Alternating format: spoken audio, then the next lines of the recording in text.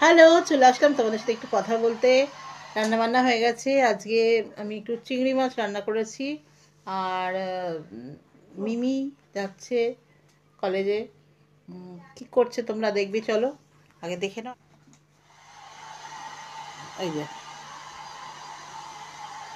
বুঝতে পারছো? কিছু কিছু বোঝা যাচ্ছে?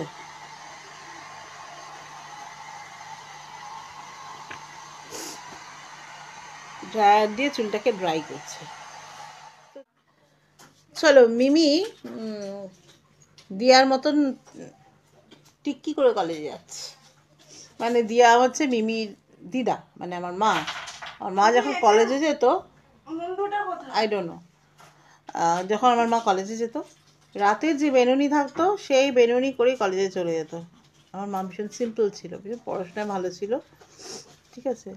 তো এক্ষুনি বলছিলাম যে কলেজে যাচ্ছিস, শ্যাম্পু করে ড্রায়ার করে, আর দিয়া তো একটা টিক্কি করে চলে যেত কলেজে, মানে রাতের যে বেনুনি থাকতো সেইটা করেই কলেজে চলে যেত। তা তারপর কি মনে হলো দেখো তোমরা। এই যে বেনুনি করেছে। দিয়ার মতো অত চুল নেই, আমার মায়ের মাথায় প্রচুর চুল ছিল, অত চুল দিয়ার মতো নেই। টিকটিকির মতো চুল। আমার মায়ের চুল যেমন গোছ ছিল, তেমনি আমার মায়ের চুল লম্বা ছিল। প্রচুর ঘরের গোছানোর ব্যাপার, মানে আমাদের এই ঘরটা তো একটু ছোট হয়ে গেছে, যে কারণে যায় মালপত্র রাখা একটু চাপের হয়ে যাচ্ছে আস্তে। তো মিমি যখন থাকছে না তখন একটুখানি ঝাড়াঝাড়িটা বেশি করে করছি, যেমন ধুলোতেও সমস্যা।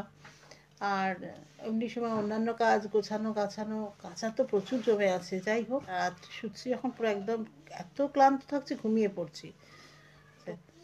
চলো একটা জিনিস দেখে নাও, পর্দাটা সরাই।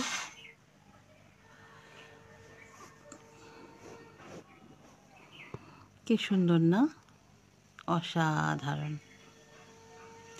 এত ভালো লাগে, এত স্নিগ্ধ এই ভিউটা, ভীষণ মন ভালো হয়ে যায়। প্রচুর পাখি আসে এই গাছগুলোতে।